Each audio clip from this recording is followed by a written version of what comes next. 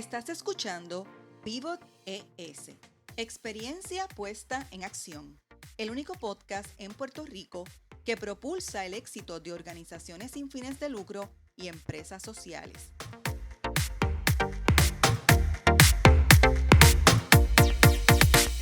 Soy Marieli Rivera, de Changemaker Foundation, y escucharás a líderes que innovan con soluciones para el desarrollo sostenible.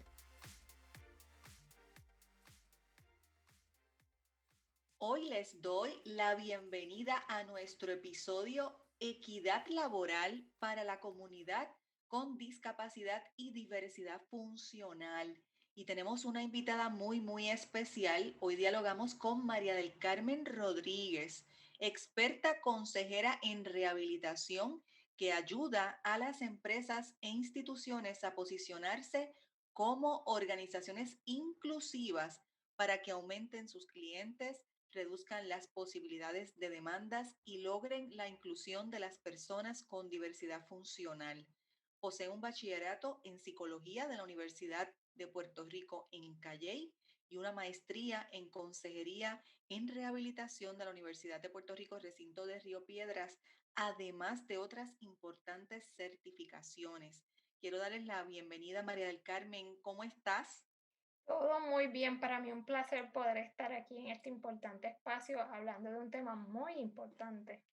Pues yo estoy súper agradecida que tú hayas aceptado ser parte de la red de líderes de Pivot ES y estoy de acuerdo contigo, es un tema importante y clave que hace mucha falta el que eduquemos para conocer sobre política pública, política social, las oportunidades y las áreas de reto con relación a la diversidad funcional y discapacidad. Pero antes de que hablemos y nos sumerjamos, ¿verdad?, en este tema que yo sé que nos apasiona, a mí me encantaría que tú compartieras con la audiencia quién tú eres, a quién representas y qué es lo más que te gusta de lo que haces. Pues mira, yo me describo como una persona bien curiosa, bastante soñadora y ciertamente bien apasionada. Desde lo más simple yo me apasiono y me lo disfruto hasta, ¿verdad? Yo digo, lo más fuerte y lo más contundente, como por ejemplo ¿verdad? El abogar por los derechos de la población. Represento a las mujeres y personas en general con diversidad funcional que desean, ¿verdad? Hacer esos cambios en lo que es la percepción que se tiene hacia la población con diversidad funciona y definitivamente poder lograr la inclusión. Y una de las cosas que más me gusta y que yo digo que me mueve muchísimo es poder brindar herramientas y información que puedan lograr cambios en la vida, ya sea de las empresas o sea de las familias, ¿verdad? El poder escuchar cuando una persona dice, gracias a que sabía esto, gracias a lo que compartiste conmigo, pude lograr esto. Así que ciertamente esos cambios visibles para mí son sumamente significativos. Y fíjate, María del Carmen, es tan interesante, ¿verdad? Cuando hablamos de tu experiencia, específicamente ayudando a las empresas a posicionarse como organizaciones inclusivas, porque en estos retos laborales, ¿verdad? Que independientemente sea para ser inclusivo o otros temas que no necesariamente sean exclusivamente inclusividad, me parece que es crítico el que tengamos esa urgencia de hablar de las oportunidades para la comunidad de diversidad funcional y más a tono con lo que está ocurriendo, ¿verdad? Nuestra realidad mundial a raíz de la pandemia del COVID-19, que nos ha llevado a adaptarnos a otras formas de trabajo y que requiere de mucha voluntad y de mucha acción con relación a la equidad en todos los aspectos. Y en este caso queremos dialogar sobre esa equidad laboral que tú has estado, ¿verdad?, abogando seriamente. Y me encanta que te hayas presentado como esa representante de las mujeres dentro de la comunidad. Eso me parece genial. Y me gustaría que según tu experiencia, tú nos cuentes un poquito cuántas personas con discapacidad o en este caso diversidad funcional están empleados según los datos que más reciente tengas presentes. Sí, los datos más recientes, tanto de Puerto Rico como de los Estados Unidos, están disponibles en lo que se llama Disability Statistics y específicamente en Puerto Rico para el 2018 se identificó que solo un 23.2% de la población con diversidad funcional están trabajando en comparación con 55.5% de personas sin diversidad funcional. Así que hay más de un 30% de diferencia, ¿verdad?, entre ambas poblaciones con y sin diversidad funcional. Por otro lado, en los Estados Unidos es un 37.6% de la población con diversidad funcional quienes están trabajando versus un 77.8% de la población sin diversidad funcional. Así que vemos nuevamente una diferencia significativa. Podemos entonces identificar que no hay ni un, ¿verdad? No hay ni un 40% si unimos ambos porcentajes de la población con diversidad funcional en lo que es la edad para poder trabajar, ¿verdad? Más de 16 años en adelante que están trabajando. Así que es una población, es una cantidad que tenemos que definitivamente poder aumentar y si es posible. Y eso que, ¿verdad? Dentro de esta circunstancia, y yo regreso siempre a darle contexto por las circunstancias puntuales que hemos vivido en Puerto Rico a raíz del embate de los huracanes Irma y María, los terremotos, la pandemia, siempre trato, ¿verdad?, de que quede constancia en estos episodios que hemos estado viviendo momentos críticos y que este tema laboral se afecta, o sea, que ese por ciento que tú estás hablando es probablemente un por ciento, como tú dices, del 2018, tal vez sin tener el impacto de la pandemia, que, ¿verdad? Que lo vamos a ver más adelante, tal vez en el 20, a finales del 2021 podríamos tener unas estadísticas más contundentes. Pero es importante que hablemos sobre esos avances que se han logrado con relación a las oportunidades.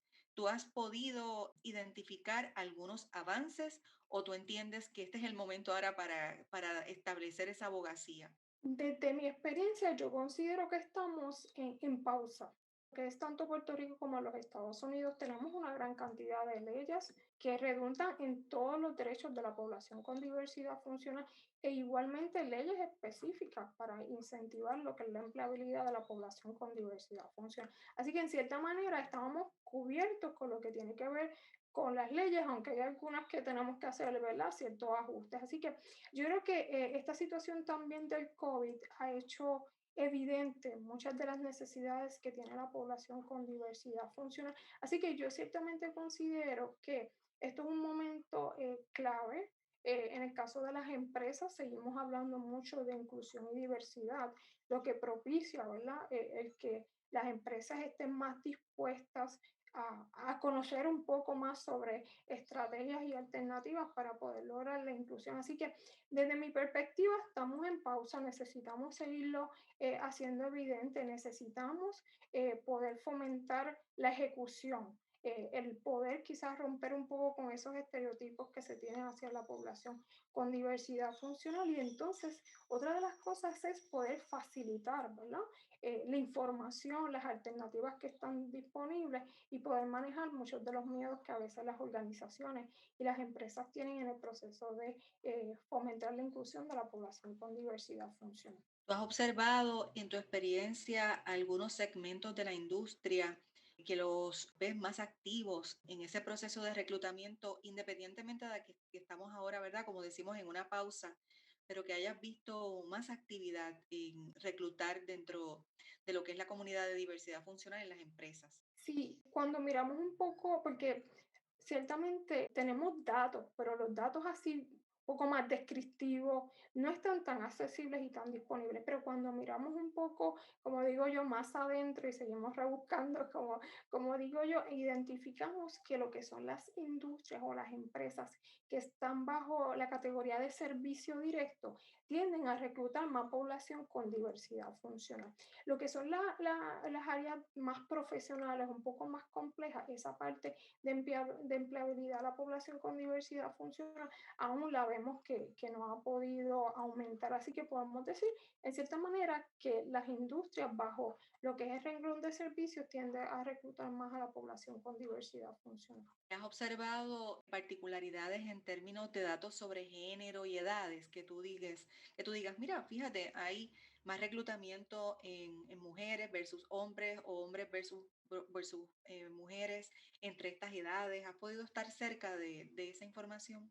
No, identificarlas en sí no. Sí te debo mencionar que en el caso de cuando miramos las estadísticas de la cantidad de personas con diversidad funcional, las diferencias entre porcentajes entre géneros son bien pocas, son de 0,1 o 0,2%, así que podemos decir que quizás en otros tipos de estadísticas hay unas diferencias significativas por género. En el caso de la manifestación y el tener una discapacidad o diversidad funcional, pues no hay diferencia. Así que asumo que estamos más o menos también por esa misma situación cuando hablamos de empleo.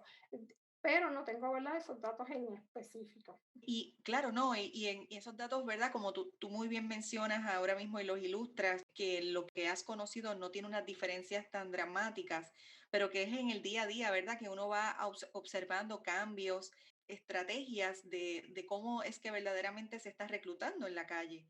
En este sentido, las industrias, ese acercamiento y esa consultoría de apoyo que tú ofreces, ¿la haces directamente con las oficinas de recursos humanos o lo planteas, verdad, a nivel de las oficinas principales? ¿Cómo haces ese acercamiento?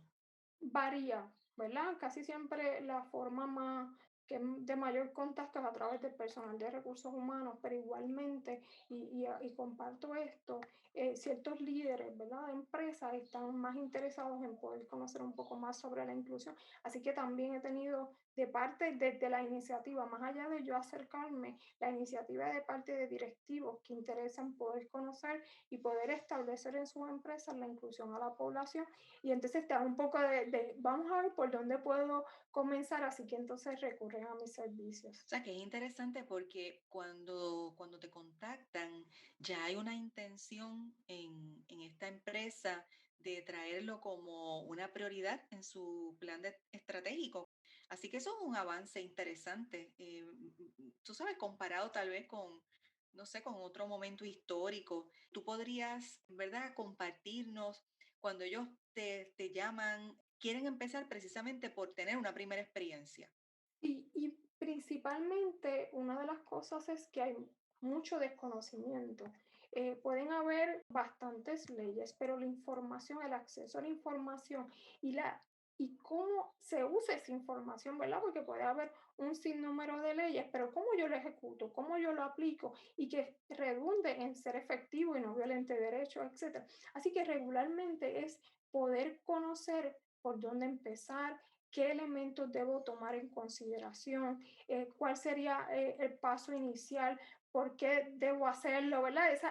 Ese, podemos decir, ese paso uno, ese paso dos y ese paso tres. Igualmente el aspecto de poder capacitar a su personal con lo que tiene que ver con los acomodos razonables. Eso ha sido algo que ocurre con frecuencia, esa duda de cómo sus supervisores pueden tener las herramientas claves para poder llevar a cabo y ejecutar esos acomodos razonables en sus empleados que ya tienen diversidad funcional.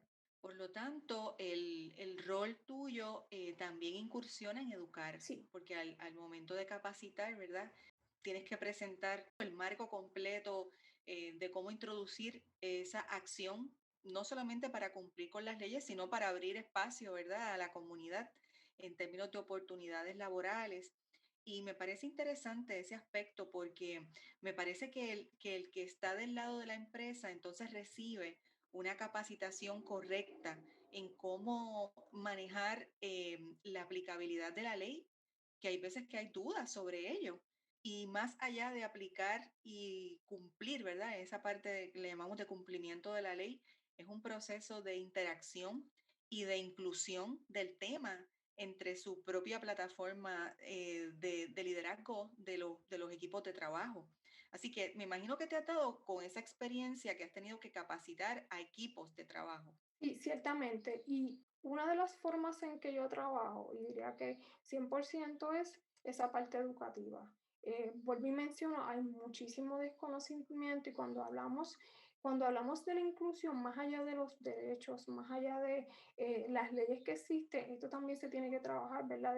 Desde los estigmas, desde los prejuicios, desde las dudas. Yo utilizo mucho la expresión de que tenemos como un chip que tiene una visión de que las personas con diversidad funcional, pues hay que ayudarla y pues que quizás no van a ser nunca independientes. Y entonces, lamentablemente, aún existe y se pregona, ¿verdad? Lo que es el paternalismo, lo que es ese mensaje de lástima. Entonces, hay que manejar esa parte de que ese chip lo ajustemos y lo calibremos como debe ser, ¿vale? ¿Verdad? Para que se pueda llegar a lograr la inclusión. Así que ese elemento de yo poder conocer esa cultura organizacional, ese elemento de yo poder brindar, yo diría que es el poder también quitar un poco esos miedos que también se experimentan, el poder clarificar esas dudas para que entonces puedan tener esas herramientas para realmente poder efectuar una inclusión real. Exacto, sí, no es simplemente un asunto numérico, sino que sea de ejecución, de acción, que lo podamos vivir en ese proceso de aprendizaje, ¿verdad? Y como tú muy bien dices, cambiando el chip, esa óptica que está alimentada precisamente pues, por los prejuicios y que vienen por todo lo que tú y yo tal vez conocemos como el sesgo inconsciente, ¿verdad? Que se crea ya a la hora de observar nada más el planteamiento de esa observación y como tú dices, tomar, tomarlo desde la perspectiva de que hay que proteger o tomarlo desde la perspectiva de que me da pena. Y eso es parte del trabajo tuyo, o sea, de educar hacia ese cambio, un cambio de mentalidad también. En eso yo me imagino que uno aprende mucho, porque tú enseñas, ¿verdad? Y educas, pero también en la experiencia aprendes. Y me gustaría que nos plantearas dos lecciones que hayas aprendido en este proceso de asesorar patronos con relación a este tema de la equidad, en el tema de las oportunidades de trabajo. Pues una de las lecciones, porque en muchas ocasiones cuando hablamos de inclusión, volvemos a mencionar que nos enfocamos más en lo que son las leyes y entonces a veces pensamos que el otro me está violentando los derechos y no entiende y me está discriminando. Y esta lección que yo he aprendido es que hay la disposición, pero hay mucho desconocimiento y cuando uno tiende a tener desconocimiento, lo echas para un lado, lo ignoras, lo omites o pues cometes errores. Así que una de las lecciones es que yo entiendo desde mi experiencia que hay una disposición, pero quizás no es tan visible, quizás no está la información tan accesible y entonces llegan a presentarse, ¿verdad? Acciones que quizás no redunden en que sean inclusivas, que eso es lo que quisiéramos lograr. Así que yo creo que mis lecciones principales es esa parte de la disposición y esa parte de poder fomentar en la medida de lo posible toda la información, como dicen, en arroz y habichuela, porque ciertamente cuando estamos en el día a día, vuelvo a lo mismo, pueden haber 800.000 leyes, como decimos, pero si no está cómo las ejecuto efectivamente en el día a día, en mi empresa que es de esta forma, pues entonces se hace más complejo. Y otro asunto que quería compartirte es que aparte de esa mentalidad un poco tradicional, ¿verdad? De quedarnos en el cumplimiento, porque eso es un asunto también de un aprendizaje que hemos tenido por la aplicabilidad de las políticas, ese marco jurídico me refiero, que es el que es tradicional,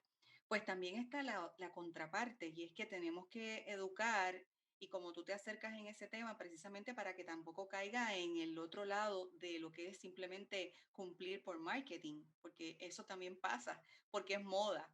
Y entonces es como que ese punto fino, esa línea fina, ¿verdad? Donde verdaderamente podemos presentar un planteamiento que sea de aprendizaje y que se cimente bajo un compromiso de bienestar colectivo, de calidad de vida, de justicia, de igualdad, de equidad al final del camino. Y quería preguntarte que siempre los líderes, ¿verdad? Podemos describir, aparte de que aprendemos lecciones prácticas.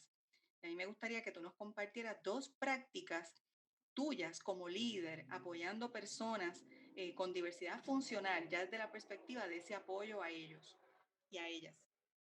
Pues principalmente investigar.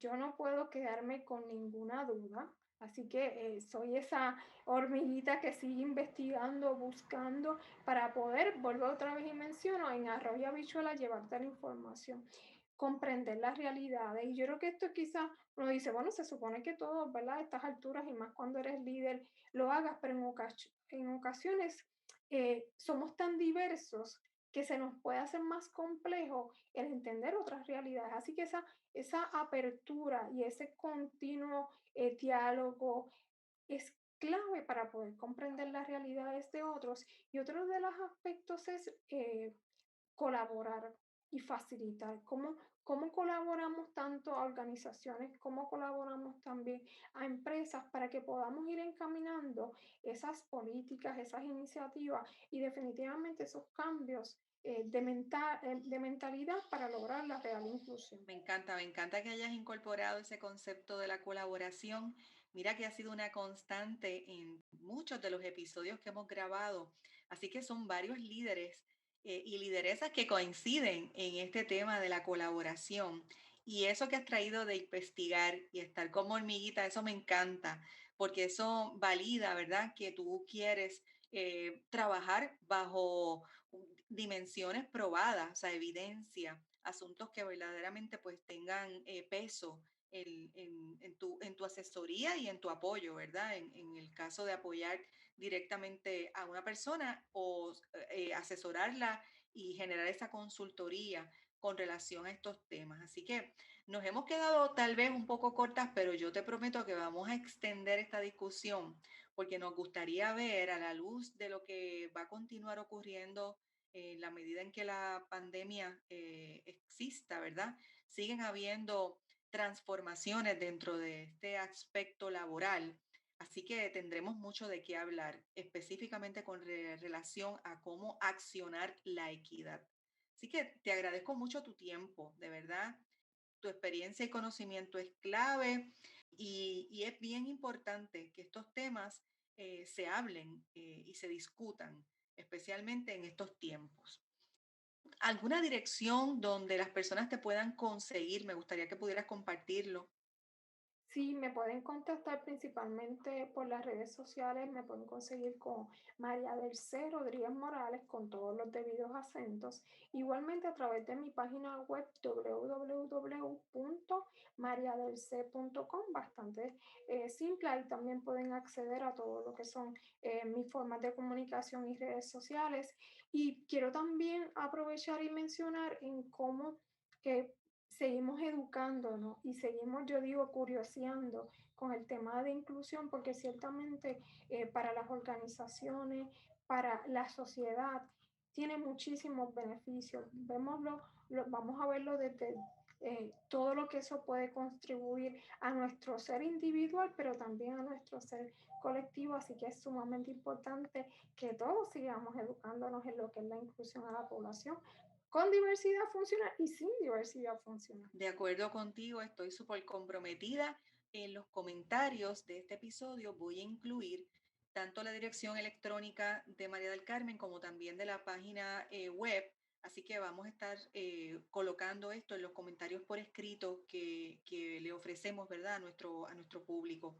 Así que María del Carmen, si te gustó este episodio, te voy a pedir que lo compartas, que nos escuchen a través de las plataformas en Spotify, iTunes, Teacher, Google Podcast, Apple Podcast, Anchor, iBox, y a nuestros escuchas les invitamos a buscarnos en la plataforma de creadores de contenido Patreon para que nos apoyen. Nos encontrarán también en YouTube. De momento, lo más importante es que te suscribas a Pivot ES y que sepas que esta iniciativa es la plataforma de comunicación de la organización sin fines de lucro Changemaker Foundation, que tiene como objetivo desarrollar las capacidades de los líderes y de los equipos de trabajo de las organizaciones sin fines de lucro y de las empresas sociales. Así que te espero en el próximo episodio.